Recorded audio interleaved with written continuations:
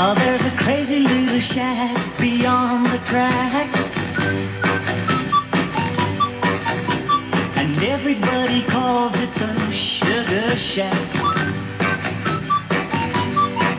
Well, it's just a coffee house and it's made out of...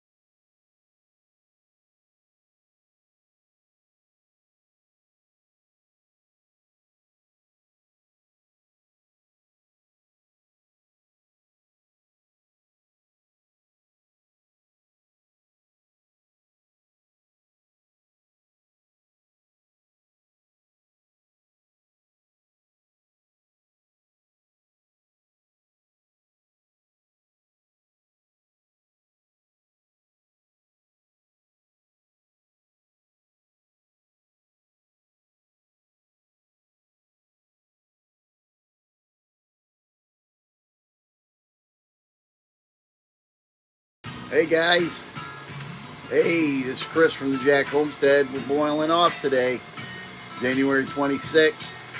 Started at 4:30 this morning. Got about 110 to 120 gallons of sap to boil off here in northeastern Pennsylvania.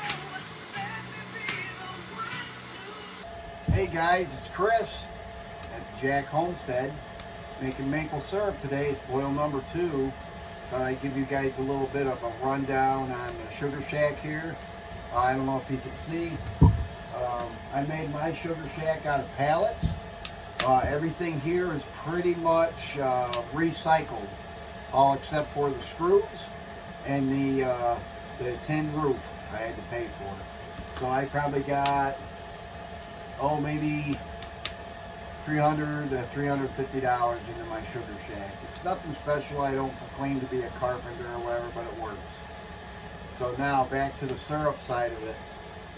We collected about 120 gallons of sap this week to boil up today. I started around 4:30 this morning. I'm getting an average of anywhere from 6 to 8 gallons an hour. I don't know if that's good or bad, but that's my calculations. It might be more, it might be less. My operation, how I do ours is with a flat pan, non-divided. We do them in batches. So when I'm done with this 100 plus gallons, that'll be one batch. So I probably won't be done till later on this evening, late evening time.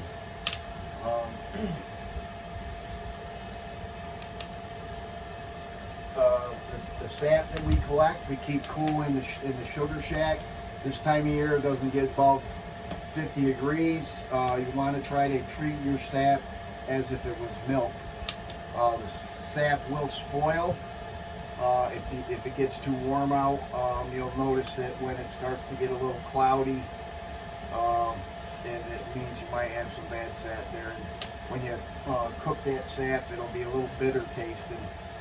Sweet better when you make the syrup. So last year I had to dump 2 batches because my syrup or my sap got too cold or got too warm, and I thought it was okay, but it actually wasn't. So I had to dump two batches of 100 gallons apiece. This year, last year I had over 50. I think I had 54 pails out, or 54 taps, and it was hard for me to keep up by myself. I had my grandkids up a couple times. I'll try to link the videos up here or over there or whatever. I don't know how to do it, but them helping me out at here at the sugar shack. As far as collecting, I had a video out a couple videos ago about how we tap and collect here at the Jack Homestead, and I use 33 gallon drums to store my sap. I have 2 of those, actually 3. You can see one right up there. That's my bulk tank that I use when I fill it up with a pump, and I'll fill that up and keep that so it's a continuous flow down the tube and into the warmer tank, which I have a float valve in the back of that, like you see on the back of your toilet. That stays, flows out of there, keeps that full. And then I also have a float valve in my pan. So it's right here. And that keeps a 1 to 2 inches of sap inside my pan. Another thing you got to do is you got to have plenty of wood. Make sure if you're using wood, excuse me, if you're using wood, you got to burn a lot of wood, and you got to keep that fire hot. And you want to continuously boil and boil until you get down to syrup. Rule of thumb is water boils here around 210 to 212 Fahrenheit. You add 7 degrees to that, and that's what you're going to get to make your syrup. Your final syrup is at 219, they say. You can use several different ways to measure your syrup and see if it's at what you got to have for syrup. We have a hydrometer we use. We usually go by bricks on that, which would be, I think, 66 bricks. I also have a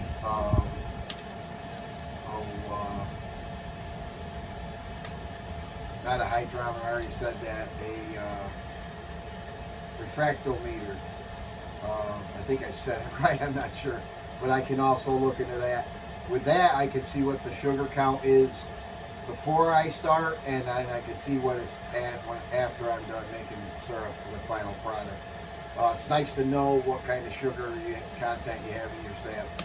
My sap, the last 2 times has been anywhere from about 1.7 to almost, well, just about 3.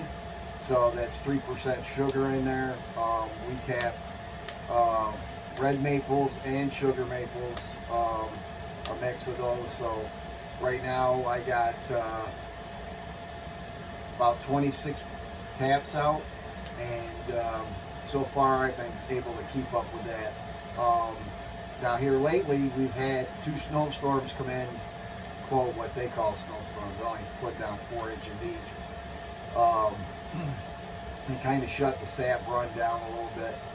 Today's supposed to be about 37, they said, 37 to 40, so the sap might run, but it's pretty windy out. So if it does run, maybe it'll run, keep those upper branches from taking all the sap, and the sap will go in my buckets, and then I can boil it up on the next round. So, as I was saying, you want to keep the fire going in here, because if keep that thing steaming off, so you're not having to keep up with it. This is my deal here.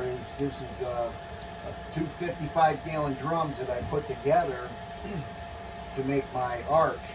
Inside here, there's I didn't have fire bricks, so I used some cinder blocks.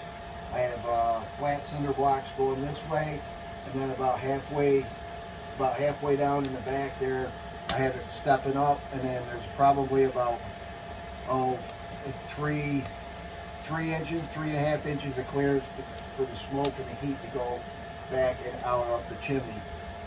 Some guys put a thermometer on their chimney to watch how the temperature is on there, which I don't have, but I will eventually. So yeah, this is, like I said, anybody can do this. You could do this in your, I started, I think I did my first one in 2000, I want to say 2019. Excuse me, I tapped a few trees here in the backyard and in the woods here. And, I can't remember how many I did, 15 I think I did. With homemade spiles, I have a video on homemade spiles too, made out of sumac.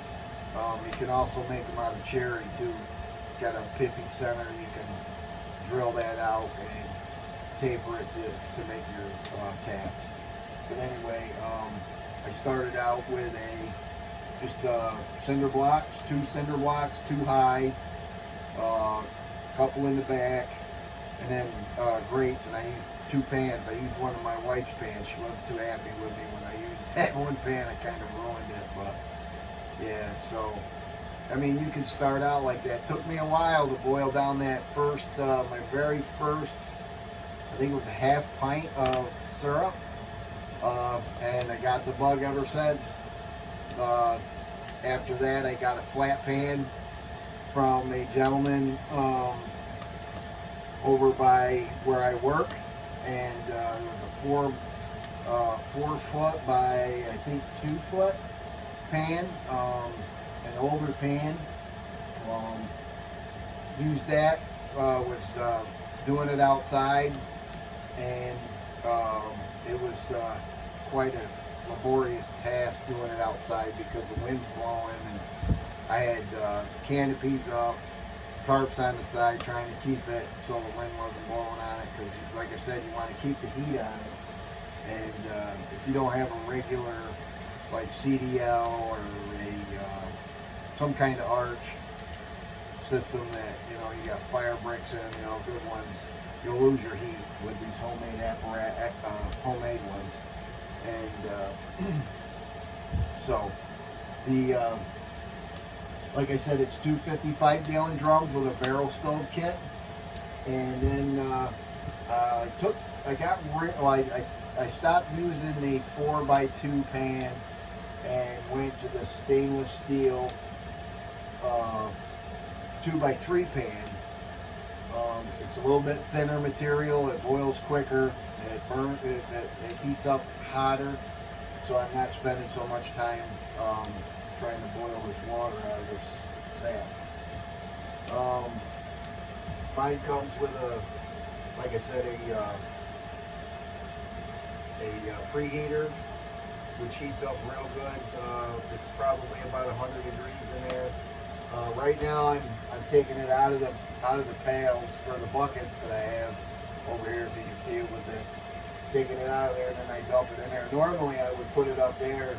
All I have to do is just feed the fire. I'm trying to, as I grow, and as you'll grow, you'll want to try to make it more efficient. Especially if you're selling your sap, you probably want to, or your maple syrup, you probably want to try to make it more efficient. Maybe step up to a bigger or a better evaporator and a regular stove arch for it. CDL, there's several different manufacturers that make them. You can find them online. Like I said, right now I'm doing a flat pan thing, so, but eventually I'd like to step up to maybe get a divided pan so I can do a continuous draw off on here. Back to, stepping it up when you want to start getting more efficient in it. So this is what I did to help me get more efficient. I built the sugar shack. I'm out of the air, the wind, granite, you can see through the walls here because all they are is pallets, and then on the outside you see pictures of it where I have just slab wood up like siding on it. Looks very nice. I've had a lot of compliments on it. So, but when you do the pallets, I recommend that you use the blue pallets. They're a little heavier duty. I didn't have all blue pallets on here, but I made my wife's new hen house, we call it, for the chicken coop, out of all blue pallets, and it's sturdy. You are going to have to put 2x4s in between the pallets when you go to your next step up. I don't know if you can see it, like right here, and up here I got two up here, and that, you can see in the back there where you can see through the. I'm going to put some material up. My brother's got some the outdoor sheeting that they use for building new houses to protect it. Also like a vapor barrier type deal. I'm gonna put that in here. Eventually I'll put some walls up. Right now it looks pretty cool, pretty authentic, I guess you could say. Easy to clean, stuff like that. I mean, I'm sweeping out all the time. But yeah, so I'm telling you, anybody can do this. You don't need to buy the stainless steel pan. You can buy the small stainless steel trays they use for banquets and stuff like that. Take a single barrel, that's what my very first one was just a barrel.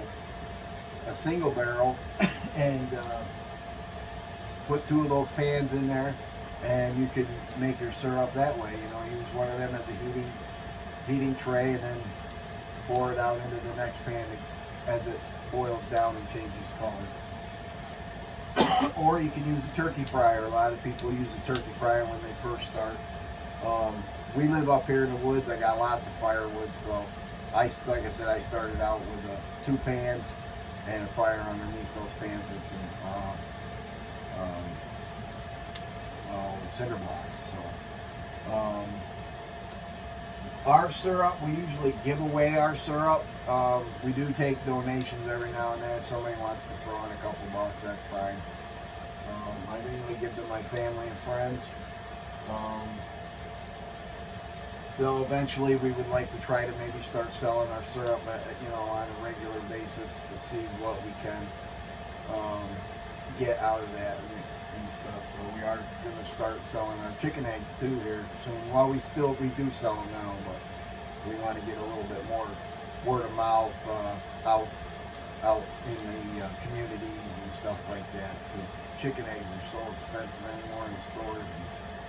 And it just cracks me up. And those prices won't go down because the companies know that people will pay those prices for those eggs, which is totally wrong, and stuff like that. So another thing you got to do with your sap when you're boiling it, you're going to want to take some type of screen or a sifter like this, or you can use one like this one here that I got. I bought this at Tractor Supply. It's a square one like this. I don't use this one very much, but you're gonna want to strain this, because as you boil your syrup, your sap down, and the water comes out, you know you get minerals, and that's what this stuff is here. It's pretty much minerals. It's not contaminants, it's minerals. So just remember that.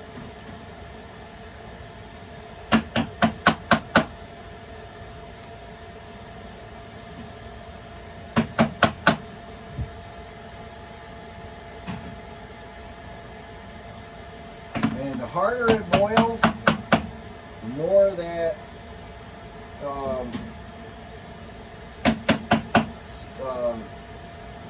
foam will collect in here.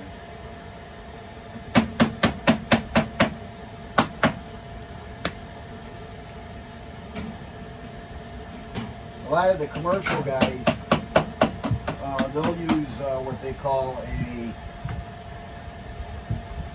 reverse osmosis machine. And what that does is that takes quite a bit of water out before you put it into your pan. They can get up to 30%, you know, how do I want to say this? They can get up to about 30% of sugar in their water, and then and that cuts boiling time too. A lot of the old timers say they can taste the difference, and I don't know. I like doing it this way, the old-fashioned way. It's a tradition in my family. My grandparents used to make syrup, and back in the day, and they sold their eggs. They had a small farm. They sold produce. They sold apples, and mainly apples and stuff up there. My grandfather got into Pomeranians, and he had a whole bunch of them. I can remember as a little kid playing with those. They had a whole bunch of those he was selling. He had a campsite, he would sell them in the camp store that was there. He also had a skating house where we used to skate on their pond and stuff like that. He'd sell some of this stuff in there too. Well, I'm trying to carry on the tradition of, making this kind of stuff like that and doing the stuff we do around here, because these things are slowly disappearing to where today, people are relying on the grocery stores and, commercial stuff and some of that stuff. They put so much stuff into your food now, your meats and stuff, that, to me, it took me a while to, it boils down to convenience, human nature is to try to not work harder, that's just human nature. That's, it's like bears that live, come into a community where they know they can get garbage because the food is in there. It's easier for them. They don't have to go looking for it. They can go to a garbage dump or whatever. So, back to the syrup stuff. Sorry. So, yep, this is how we do it here. The last boil I got about 1.5 gallons, almost 2 gallons of syrup. And I'm looking to get about 2 to 2.5 out of this batch today. Remember, anybody can do this. You can do this on your stovetop. They don't recommend it because it takes so long and your house will fill up with moisture, and I don't know about the sticky part, so we'll do another video again on the process of finishing it off in the house and stuff like that. So if you guys stick around, stay tuned. If not, if you got things to do, you can always pause this, take a look at this video when you get back doing from whatever it is you're doing. So anyway, so stay tuned, and we'll see you in a little bit. Okay guys, I'm down to my last of the 1 barrel. That's about 80 gallons of sap. I elected to leave the 40 to 50 in the other container, my storage container, my vault container, over till Sunday. So because I got things to do tomorrow, and Saturday we're going to Philly to see my wife's mom, sister, and we're going to see my stepdaughter, Brittany. So, and we're going to Chinatown. Hey, eat some Asian food. So listen, I just wanted to give you guys show you what's going on here. I gotta lift you up off of this. But anyway, this is what's going on here. As you can see, the color of the sap has changed to a golden, well, a brown color. That means it's getting there to syrup. So all I got left over here is what's in this warmer tank. So all I got left out of the 2 40-gallon barrels. So I did 80 barrels.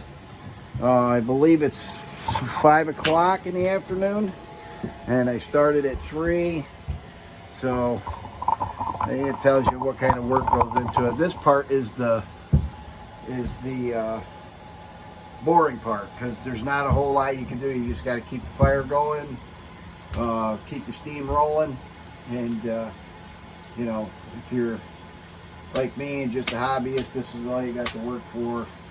Some of these guys have some evaporators that can do 1 gallon of syrup an hour. It's just unbelievable on some of these things, but they have a business, so I'm sure they got thousands upon thousands of taps. So again, I appreciate you guys coming along and everything, and we'll be right back after a little bit. When we get ready to take this off, I'll show you how I take it off. This is number 2 boil for the year, January 26th, 2023. We'll see you in a little bit. Thank you.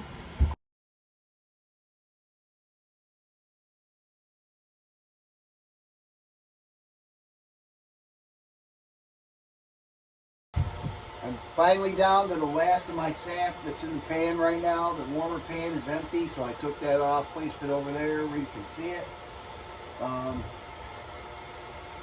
The syrup, or the sap, is starting to boil down more and more, getting closer to syrup.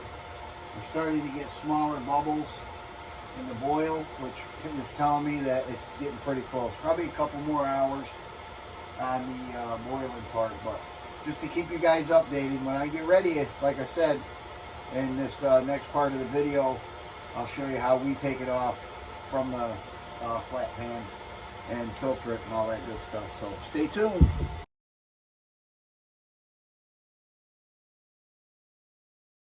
Here, I want to show you guys what I'm talking about here. I don't know if you can see it or not, but if you look down in there, see how those tiny bubbles are coming up? It's getting pretty close. So probably another couple hours and we'll have syrup. Then I'll finish it off when I get in the house. All right guys, see how the bubbles are starting to get smaller in there? It means it's getting pretty close. Not pretty close, we're getting close.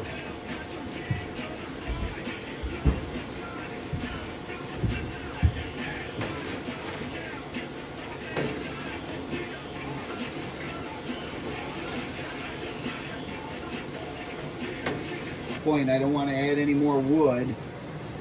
It's almost, it's going to go here any time now. You'll see it start to frothing.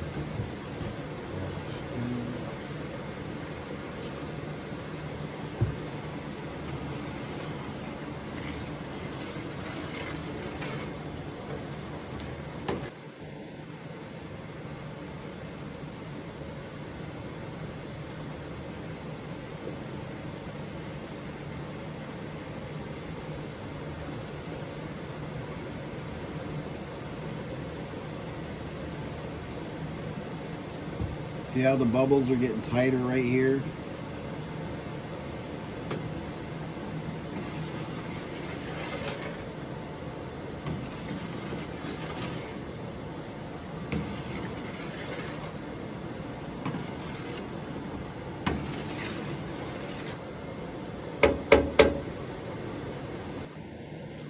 You can look on there, right there, see how it's sticky?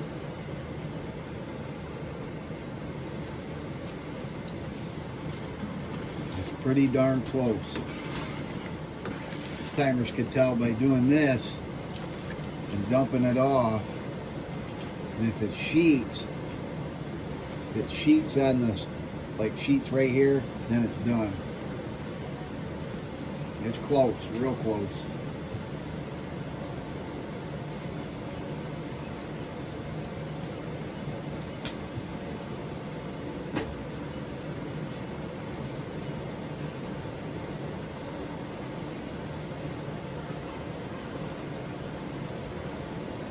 See how it's frothing up right there?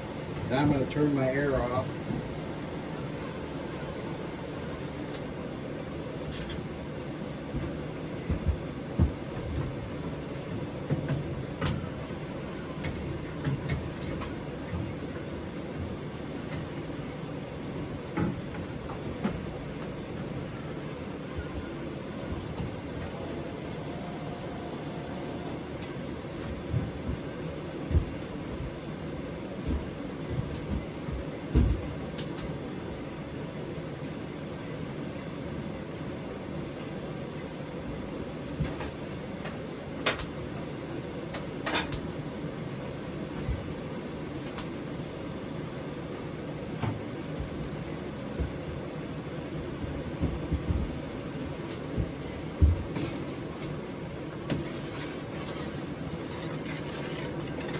Oh, I wish you guys could smell this. There's a lot of niter in this batch.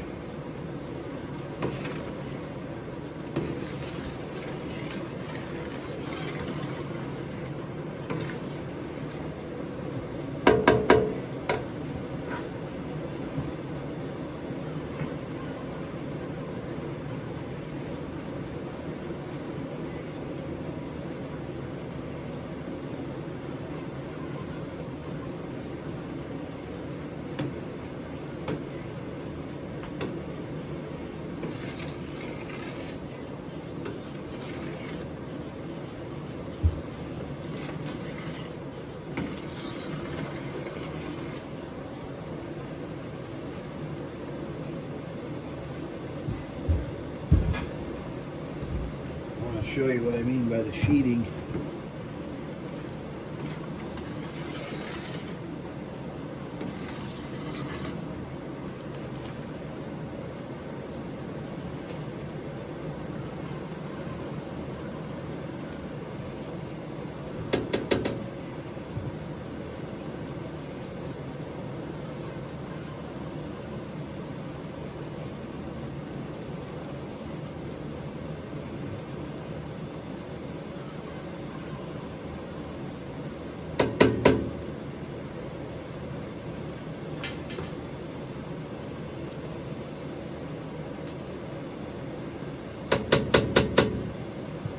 Okay guys, I'm getting ready to pull this off. I'm going to bring you over here.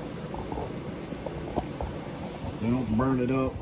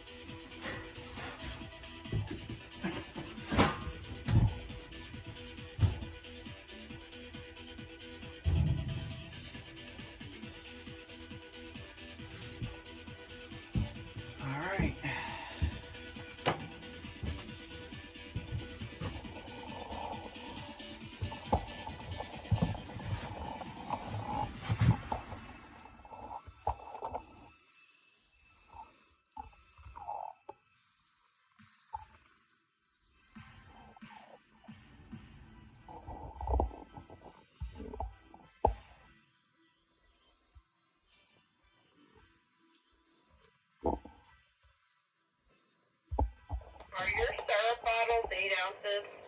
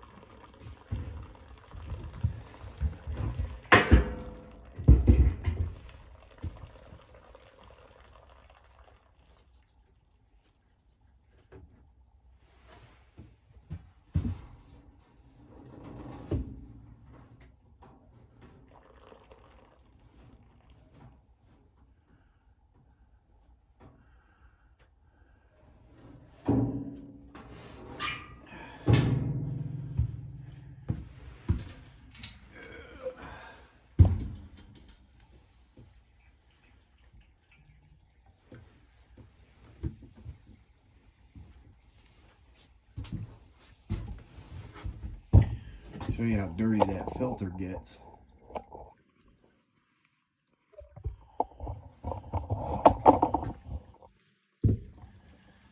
See it on the outside there? It's pretty dirty.